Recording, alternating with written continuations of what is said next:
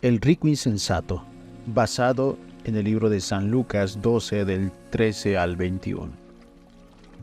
Hoy nos vamos a adentrar en la parábola del rico insensato, una historia narrada por Jesús en el Evangelio de San Lucas. Este Evangelio, y esta historia en particular, nos ofrece una profunda reflexión sobre la verdadera riqueza y las trampas de la avaricia. Vamos a ver distintas ocasiones durante esta historia y qué es lo que ha pasado el rico insensato.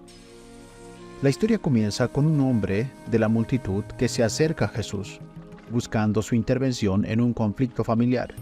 Le pide que medie en la repartición de la herencia con su hermano.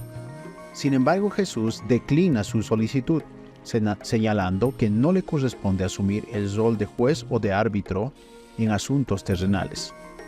Aprovechando la ocasión, Jesús lanza una dura advertencia contra la multitud. Cuídense de toda avaricia, porque la vida no consiste en la abundancia de posesiones. Esta frase enciende la mecha de la parábola que dará nombre a este video, que sería el rico insensato. Jesús nos cuenta la historia de un hombre rico que se enfrenta a un problema. Sus cosechas han sido tan abundantes que no tiene dónde almacenarlas. Ante esta situación, el hombre toma una decisión que a simple vista parece una decisión sensata. Lo que él piensa es: derribaré mis graneros y construiré otros más grandes para guardar todos mis bienes. El hombre rico se encuentra ahora en la cima de su éxito material. Se imagina un futuro sin preocupaciones, lleno de abundancia y placer. Se dirige a sí mismo diciendo: amigo mío, tienes almacenado para muchos años. Relájate, come, bebe y disfruta la vida. Sin embargo, en medio de su ilusoria seguridad, la voz de Dios irrumpe en la conciencia y le dice: necio, esta noche te pedirán cuentas de tu vida. ¿Y quién se quedará con todo lo que has amontonado? Las palabras de Dios golpean al rico insensato con la cruda realidad. Su obsesión por las riquezas lo ha cegado ante lo verdaderamente importante: su relación con Dios y su prójimo. La parábola concluye con una sentencia aleccionadora. Así es el que acumula riquezas para sí mismo, pero no es rico para con Dios. La parábola del rico insensato nos invita a reflexionar sobre nuestras propias prioridades en la vida. Amasamos riquezas materiales a costa de descuidar nuestra relación con Dios y con los demás. Nos dejamos llevar por la ilusión de que la seguridad que ofrecen las posesiones terrenales, olvidando la fragilidad de la vida. Entonces, el mensaje de Jesús es claro: la verdadera riqueza no consiste en los bienes materiales, sino en una vida plena, donde el amor a Dios y al prójimo ocupen el lugar central. Ahora, nosotros debemos entender que la Biblia no condena la riqueza. Tampoco condena la posesión de los bienes materiales. De hecho, en las Sagradas Escrituras encontramos ejemplos de personas justas y piadosas que también eran personas ricas. Lo que la Biblia sí critica es el amor al dinero y la avaricia, es decir, la búsqueda desmedida de riqueza y la obsesión por las posesiones terrenales. En diversos pasajes bíblicos se nos advierte sobre los peligros de poner el dinero en el centro de nuestra vida, ya que esto puede llevarnos a alejarnos de Dios. Cuando se prioriza las riquezas materiales sobre la relación con Dios, se corre el riesgo de idolatrar el dinero y olvidarse de los valores espirituales. También nos hace cometer actos inmorales. La codicia puede impulsarnos a actuar de manera deshonesta, injusta e incluso violenta para obtener más riquezas. La búsqueda incesante de bienes materiales nunca satisface realmente, generando vacío, ansiedad y una constante sensación de insatisfacción. Por el contrario, la Biblia nos invita a cultivar una actitud de contentamiento y una actitud de gratitud por las bendiciones que nosotros recibimos de Dios, sean muchas o sean pocas. También nos enseña que nosotros debemos utilizar los recursos que poseemos de manera responsable, ayudando a los necesitados y compartiendo con generosidad. Aquí, llegados a este punto, nosotros podemos hacernos una pregunta. ¿A Jesús alguna vez las personas quizás le pidieron riquezas? Esto es una pregunta interesante. En la Biblia no se registra casos en los que Jesús haya dado dinero directamente a quienes se lo pedían. Sin embargo, esto no significa que Jesús ignoraba las necesidades materiales de las personas. De hecho, en varias ocasiones Jesús alimentó a multitudes, demostrando su compasión por el hambre, por la pobreza.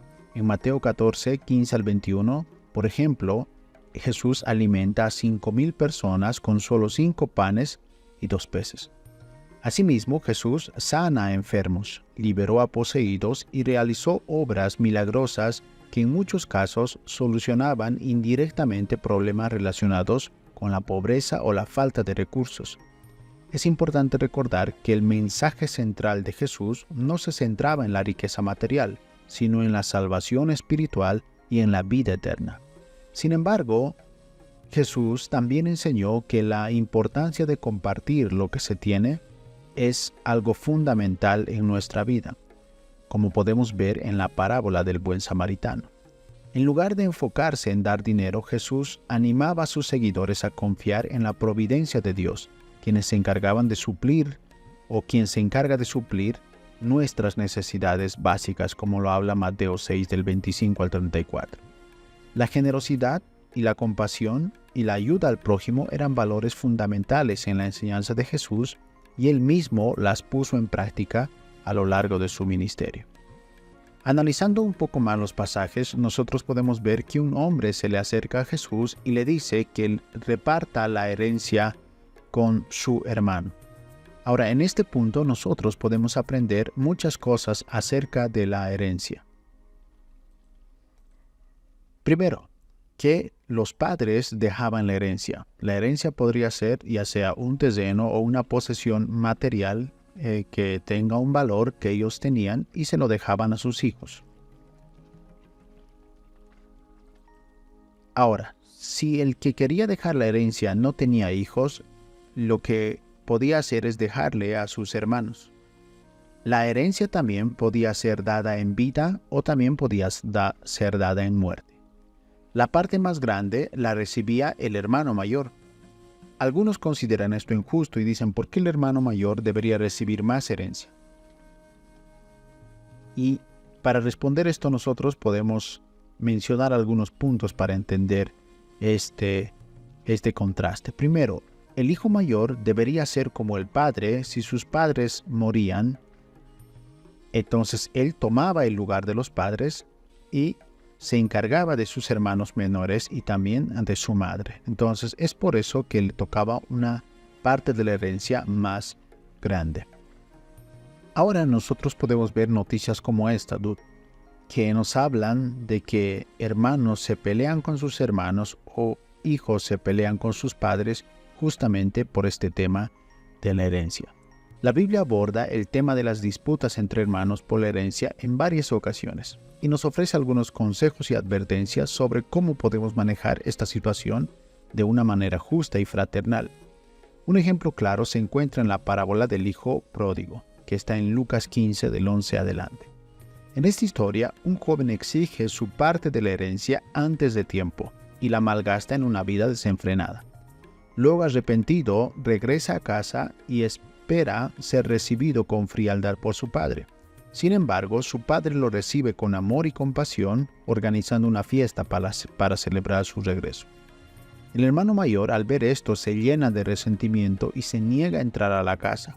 El padre lo invita a unirse a la celebración, pero él le reprocha por haber perdonado tan fácilmente a su hermano descasiado y por no haberle dado a él la misma fiesta cuando él se comportó de manera responsable. Esta parábola nos enseña que las herencias pueden convertirse en un motivo de discordia entre hermanos si no se maneja con sabiduría y con generosidad. El hermano mayor permitió que la avaricia y la envidia nublaran su juicio, impidiéndole disfrutar de la alegría del regreso de su hermano y de la bondad de su padre. La Biblia también nos aconseja a todos que ordenemos nuestra casa porque moriremos. Esto está en el libro de 2 Reyes 20 al 1. En el contexto de esta historia sobre el rey Ezequías nos habla de que es importante comprender el significado completo de lo que es la vida. En este caso, la frase ordena tu casa no se refiere únicamente a poner en orden los asuntos materiales para organizar pertenencias y distribuir nuestros bienes, porque ya sea que nosotros somos padres o que nosotros somos hijos, en cualquier momento la muerte puede llegar a nuestra puerta. Entonces, como padres e hijos debemos estar o planificar u ordenar nuestra casa porque pueden recurrir o la muerte puede tocar nuestra puerta en cualquier momento. Pero no solamente se refiere a ordenar nuestra casa en el sentido material, sino también en un sentido más profundo. Entonces, esto tiene un sentido profundo, como lo mencionamos, ya que involucra aspectos espirituales y relacionados con la profecía de Isaías, quien transmite el pasaje divino a Ezequías. Isaías le insta que prepare las cosas para su muerte, no solamente las cosas prácticas, sino también las cosas espirituales. Ezequías había recibido la noticia de que moriría pronto. Ante esta situación, el profeta lo invita a reflexionar sobre su vida, sobre sus acciones y su relación con Dios.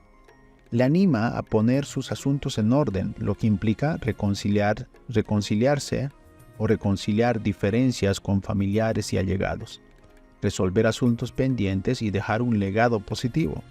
También buscar el perdón de Dios y prepararse para el encuentro con Él. En otras palabras, ordena tu casa porque morirás significa prepararse para una transición importante, tanto en este mundo como en el próximo. No se trata solo de organizar lo material, sino de asegurar que nuestra vida haya tenido un sentido y un impacto positivo en quienes nos rodean. Entonces la Biblia nos ofrece numerosos ejemplos de personas que ordenaron su casa antes de morir. Moisés, por ejemplo, transmitió el liderazgo del pueblo de Israel a Josué y se despidió de ellos. David instruyó a su hijo Salomón sobre cómo gobernar el reino. Y Pablo escribió sus últimas cartas a sus discípulos, animándoles a permanecer firmes en la fe. Entonces la Biblia no nos dice que ordenemos nuestra casa solo por la cercanía de la muerte, sino que nos invita a vivir una vida responsable, llena de significado y preparada para cualquier circunstancia. Según el pasaje que nosotros leímos o la primera historia de este video, es que este hombre buscó a Jesús para decirle que reparta la herencia. Si nosotros pensamos bien, este hombre podría haber buscado a Jesús para que Jesús le salve, para que Jesús le sane quizás de la dolencia espiritual que él tenía, o simplemente para conocer al dador de vida, ya que tenía un hombre único, Dios mismo encarnado, frente a él. Y lo primero que se le ocurre a este hombre es decirle: Señor, actúa como juez para que mi hermano me reparta la herencia. Entonces este hombre tenía su mirada en las cosas terrenales, mas no en las cosas espirituales. Jesús era un hombre muy bueno, pero también se enojaba, como lo vemos en esta imagen, cuando entró al templo y sacó a todos los que estaban vendiendo y haciendo su negocio dentro del templo. Entonces Jesús le dio una lección muy fuerte también a este hombre. La Biblia dice: airaos pero no pequéis, no se ponga el sol sobre vuestro enojo. Y Jesús le responde: ¿quién me ha puesto sobre vosotros como juez o repartidor? Entonces Jesús le enseña a este hombre que su propósito, el propósito de que Jesús esté en la tierra, no es repartir herencias materiales que al final van a terminar quedándose en este mundo, porque no podemos llevar el oro, la plata, no podemos llevar los terrenos o las casas o los vehículos, etc. No podemos llevar esas cosas, porque sin nada hemos venido y sin nada también partiremos de este mundo. Algunos podrían pensar y decir: pero Jesús, qué malo, ¿no? ¿Por qué no le ayudó? Ya que hubiera ganado un seguidor. Si Jesús hubiera actuado como juez, lo hubiera ganado a este hombre, lo hubiera tratado con amor, le hubiera dicho: mire, van a repartir la herencia así, y hubiera ganado un seguidor y su hermano hubieran sido 2 seguidores para Jesús. Sin embargo, Jesús les enseñó una lección más importante. Jesús les enseñó a que se guarden de la avaricia. Cuando ponemos el dinero y las posesiones materiales en el centro de nuestra vida, corremos el riesgo de idolatrarlos, olvidándonos de lo que realmente importa, que sería nuestra relación con Dios. Jesús nos recuerda que nadie puede servir a dos señores. Esto está en Mateo 6:24. No podemos amar a Dios y al dinero al mismo tiempo. La avaricia nos ciega ante los valores espirituales y nos aleja del camino de la salvación. La avaricia nos lleva a la injusticia y a la violencia. La búsqueda desmedida de riquezas puede impulsarnos a actuar de manera deshonesta, injusta e incluso violenta. En la parábola del rico insensato, Jesús nos muestra cómo la avaricia puede llevar a un hombre a obsesionarse con sus posesiones y descuidar su relación con Dios y con los demás. La idea de que la felicidad se encuentra en las riquezas materiales es una ilusión. Jesús nos enseña que la verdadera felicidad no proviene de lo que tenemos, sino de lo que somos y de cómo vivimos nuestras vidas. La avaricia nos crea una constante sensación de vacío e insatisfacción, pues nunca hay suficiente para saciarla. Cuando nos enfocamos únicamente en la riqueza, descuidamos otros aspectos importantes de nuestra vida, como las relaciones personales, el crecimiento espiritual y el servicio a los demás. Entonces Jesús nos invita a una vida plena y significativa, llena de amor, de compasión y de generosidad. La avaricia nos aleja de este ideal. Esto no significa que nosotros debemos ser unos ignorantes al momento de administrar nuestro dinero o nuestras riquezas. Nosotros podemos encontrar tanto en el mundo muchos consejos financieros que son útiles. Y también, si nosotros leemos el libro de Proverbios, podemos encontrar un montón de consejos del hombre más rico del mundo, que en ese tiempo era Salomón. Entonces podemos encontrar los consejos para que nosotros podamos administrar y hacer crecer nuestra riqueza. Este libro es un libro interesante que usted quizás algún día podría leer. Se llama El hombre más rico de Babilonia. Este libro ofrece una serie de valiosos consejos sobre finanzas personales y la búsqueda de la riqueza. Si bien la obra está ambientada en la antigua Babilonia, sus principios siguen siendo aplicables en la actualidad y pueden ayudarte a alcanzar tus metas financieras. Entonces, algunos de los interesantes consejos que nos da es: ahorra tu dinero, que sería empieza a llenar tu bolsa. Este principio habla acerca del ahorro. Otro principio que nos da es: controla tus gastos, ya que es esencial ser consciente de tus gastos y evitar malgastar tu dinero. Otro consejo que nos da es que haz que tu oro se fructifique. Entonces, este consejo hace hincapié en la importancia de invertir tu dinero para que genere más riquezas. Luego, te dice que protejas tus tesoros de cualquier pérdida. Entonces, es importante que tomes medidas para proteger tu patrimonio de riesgos como incendios, robos, inversiones fallidas, etc. Entre otros, nos va dando más consejos. Por ejemplo, rodéate de personas sabias, comparte con los demás, etc. Entonces, son consejos o ideas que nosotros podemos tomar en cuanto al manejo de nuestro dinero. Entonces, la Biblia no se opone a nada de esto. Al contrario, en el libro de Proverbios podemos encontrar muchos otros consejos más. Como cristianos debemos ser conscientes que también vivimos en este mundo, no estamos alejados o apartados de él. Mientras tanto que vivimos en este mundo, debemos también nosotros saber administrar el dinero, ya que tenemos una familia que mantener y unos hijos que cuidar y debemos pensar también en el futuro de ellos. Sin embargo, la Biblia nos dice que nosotros nos cuidemos de la avaricia, y la avaricia es querer tener más sin importar las consecuencias. Entonces, de esta idea y de este concepto es del cual nosotros debemos cuidar. Nosotros podemos encontrar en la Biblia un ejemplo donde se habla de la avaricia y las consecuencias que puede tener en nuestra vida. Esta historia está en el libro de los Hechos de los Apóstoles, capítulo 5, verso del 1 al 11. Entonces, en este relato, Ananías y Zafira son un matrimonio miembro de la primera comunidad cristiana en Jerusalén. Ellos venden una propiedad y deciden donar parte del dinero a los apóstoles. Sin embargo, mintieron sobre la cantidad real que habían obtenido y se quedaron con una parte para ellos mismos. Cuando Pedro, uno de los apóstoles, confronta a Ananías por su engaño, este cae muerto al instante, y poco después Safira, que es su esposa, entra en la habitación y al ser cuestionada por Pedro cae también muerta. Entonces, este evento tuvo un impacto significativo en la comunidad primitiva cristiana. La muerte de Ananías y de Safira sirvió como una severa advertencia sobre la consecuencia de mentir al Espíritu Santo y de actuar con hipocresía. Se le consideraba un ejemplo de la importancia de la honestidad, la integridad y la generosidad dentro de la comunidad. Ananías y Safira nos enseñan varias lecciones importantes. Primero, que Dios es omnisciente y conoce todas nuestras intenciones.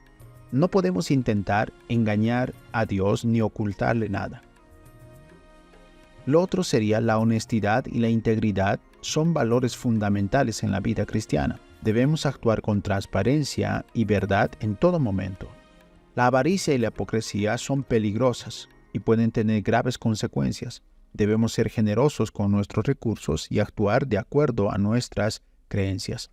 La comunidad cristiana debe estar basada en la confianza y el apoyo mutuo. Los miembros de la comunidad deben ser honestos y transparentes entre sí. Entonces, la historia de Ananías y Safira sigue siendo relevante hoy en día y es un recordatorio de la importancia de vivir una vida honesta e íntegra, tanto dentro como fuera de la iglesia. Ahora y para terminar, ¿cómo nosotros debemos guardarnos de la avaricia, ya que este es un pecado muy grande que puede llegar a acabar con nuestra vida o darnos infelicidad? La Biblia nos ofrece una guía valiosa para guardarnos de la avaricia y cultivar una vida llena de generosidad y satisfacción verdadera. Vamos a presentar entonces algunos puntos bíblicos que te van a ayudar a combatir con este pecado.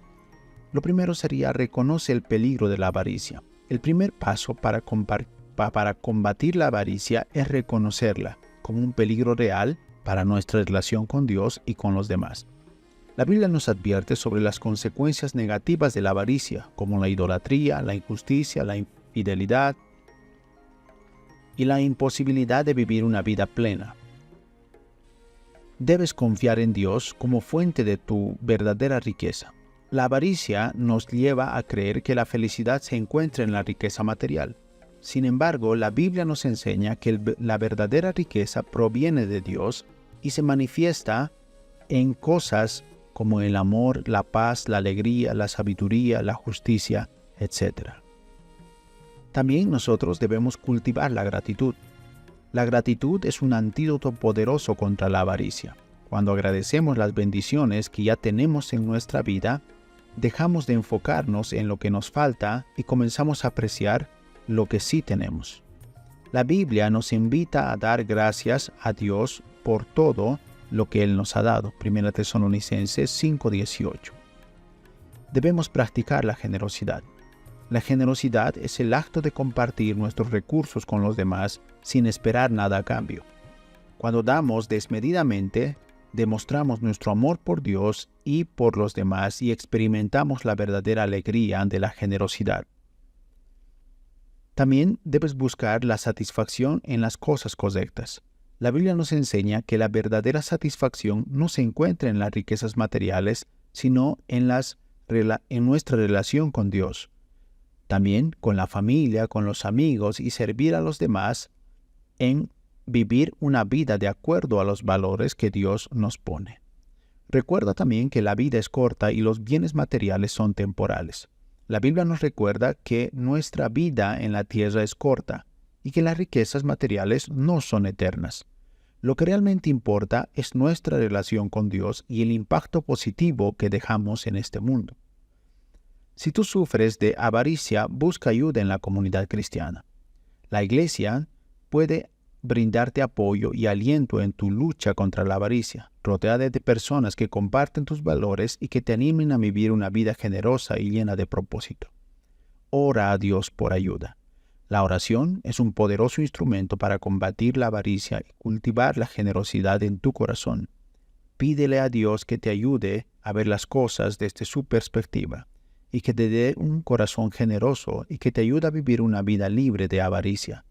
Recuerda que la lucha contra la avaricia es un proceso continuo que requiere esfuerzo y dedicación. Sin embargo, con la ayuda de Dios y siguiendo los principios bíblicos, puedes vencer este pecado y vivir una vida llena de verdadera riqueza y satisfacción.